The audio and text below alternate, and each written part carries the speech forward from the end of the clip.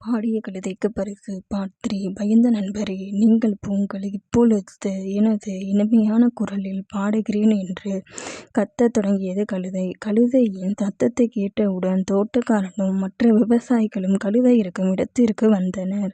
நாங்கள் கஷ்டப்பட்டு வளர்த்து வைத்த பழங்களையெல்லாம் உன்றுவிட்டு கத்தவும் செய்கிறாயா என்று கூறியவர்கள் அக்கழுதையை நையப் பிடித்தனர். உடல் முழுவதும் காயமடைந்த கழுதை வலியால் துடித்தது. கழுதை இங்கேயே கிடக்கட்டும், அப்பொழுதுதான் மற்ற கழுதைகள் வராது என்று கூறிவிட்டு தோட்டக்காரனும் விவசாயிகளும் அவ்விடத்தை விட்டு சென்றனர்.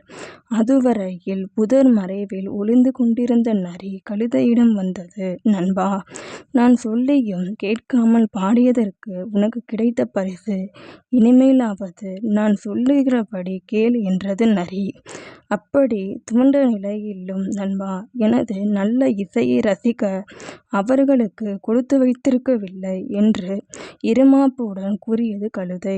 நல்ல நண்பனின் நல்ல அறிவுரையை கேட்காவிட்டால் இப்படித்தான் நடக்கும். உனக்கு மட்டுமல்ல, எல்லோருக்கும் இதுதான் ஒரு பாடம் என்றது நரி. கருத்து: நன்மையை உணர நல்லறிவு தேவை. இந்த கதை உங்களுக்கு பிடிச்சிருந்தா லைக் பண்ணுங்க, ஷேர் பண்ணுங்க, கமெண்ட் பண்ணுங்க, சப்ஸ்கிரைப் பண்ணுங்க.